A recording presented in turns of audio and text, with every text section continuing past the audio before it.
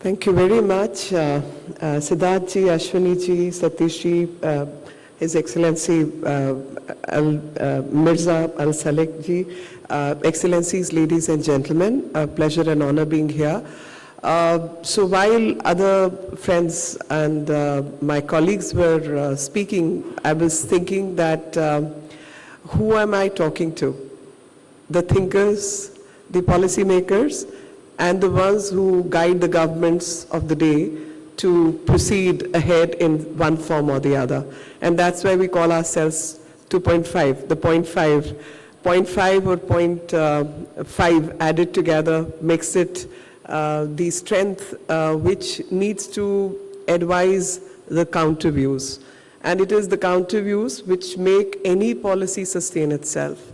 Because when you have a view, the understanding of the counter view is equally important to find the balance. And isn't that what world is challenged with today, to find the balance?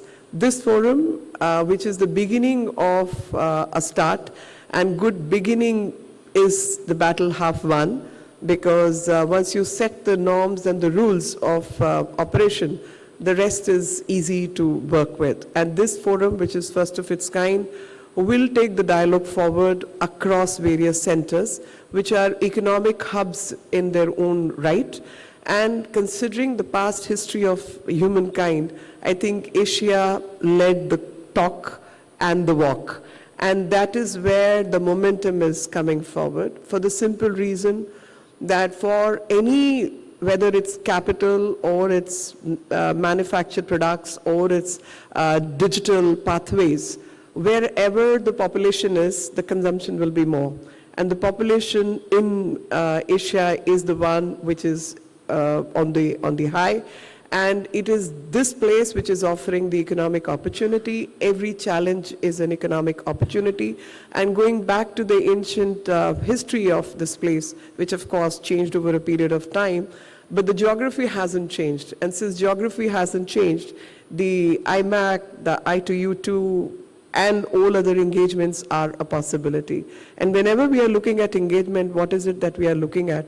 We are looking at tools of engagement, and those tools of engagement will be offered by various engagements through CPAC and GCC and the banking integration, the pathways for energy production to energy consumption, the pathways of startup ecosystem, the digitization, the data centers, production of various equipments and instruments, both in terms of the partnerships and also the physical infrastructure to achieve that integration. And I think it is in this sense the region becomes important. It is in this sense that the depth of economic responsibility is taken forward. It is the sustained ecosystem in terms of trustworthy institutional mechanism which can take the economies forward. And economic methodology is just one methodology, it is not the goal. And what is the goal? The goal is, in my language we say, Sat Chit Anand, that finality of human endeavor is to work towards a conscious living. The finality of human endeavor is to live with one's consciousness, that one can sleep in peace and comfort that I have done some good work. And Anand, that's what produces the real pleasure and happiness. Rest is only a mirage. So moving beyond mirage and working towards the real factors is what is the human endeavor. And to achieve that human endeavor, rest are simple tools. And in those parts of tools, trade becomes important. So does technology becomes important. So does technical know-how becomes important. And I was just sitting across and discussing with a friend of mine that tourism is part of that happiness quotient, which Dubai has a lot to offer.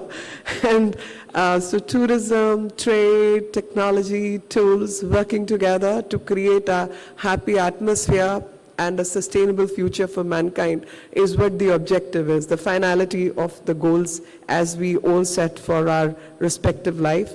But to achieve that ultimate goal of happiness and comfort, the trust is one big factor. And working with trusted partners, I mean, India and Arabs have a long history of trusted partnerships, trusted economic working together, right from transferring knowledge to working on economy. And if I may cite OPAC and other such studies which have actually showcased that how India as a civilization dominated the world economy for a few thousand years, more than 2.5 centuries.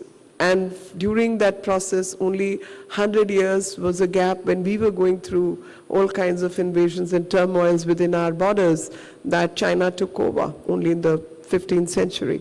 And post that and before that, it was always India. Even with British colonization to everything else, we were still running 17-18% of the global GDP, and which became, by the way, 4% and 2% in 1904.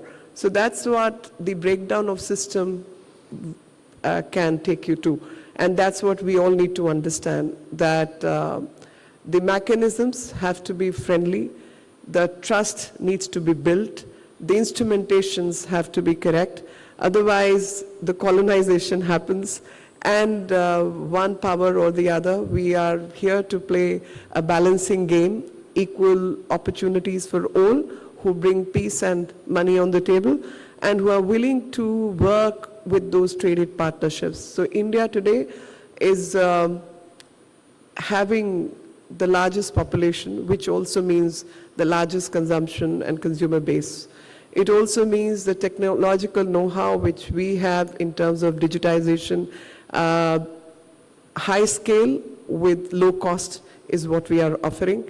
And one thing I credit all Indians with is because of ancient wisdom and the work we have put in, the intelligence quotient which we are there to share with everyone. So good manpower is what you need to run any system. So even if we are talking about sustainable ecosystem, both in terms of energy and civilizational value system, you need a trained manpower to achieve that. And that's what India has to offer, the skilled manpower, which all those systems are dependent on. So not only in terms of technology tools we have something to offer, but we also have trained manpower or a good-hearted manpower who can be or which can be trained for meeting the futuristic challenges in terms of energy, sustainability, renewables, technology, digitization is where Indians give a very strong platform to the new economies. And thus partnerships of all kinds, from managing the human resource, to running the systems, to offering renewables, to working at counter technologies. Dubai being Dubai and UAE being UAE, the position, as everybody else has spoken, is gateway to the Gulf region, and that gateway is as important as the starting position which we start from, say, Mumbai or the west coast of India. So west coast connected to Middle East is an important corridor which can become the energy transition hub. As I said in the beginning, the borders, internal borders may have changed, but the geography by and large remains the same. And it is that geographical advantage which we all need to take the civilizational aspects forward for well-being of all and offer institutional mechanisms which are trustworthy, because I think it's trust which we see breaking down due to geopolitics and geoeconomics is getting impeded by that. And I think a counter invention is as important to process the processes so that we are able to achieve wellness and happiness and peace for all. And that's where we look at the depth of economic systems which Middle East has to offer and technical know-how which India has to offer, working together systems, and Dubai is one such creation which offers that, including rest of the centers in the Middle East where we can all work together for taking this vision forward. With these words, thank you very much. I welcome you all to this dialogue. And we hope and pray that systems operate in a trustworthy mechanism where people who are investors know what the returns are going to be and when and how the processes, which will not get altered by one politics or the other politics, has to offer. Thank you very much. Jai Hind, Jai Bharat.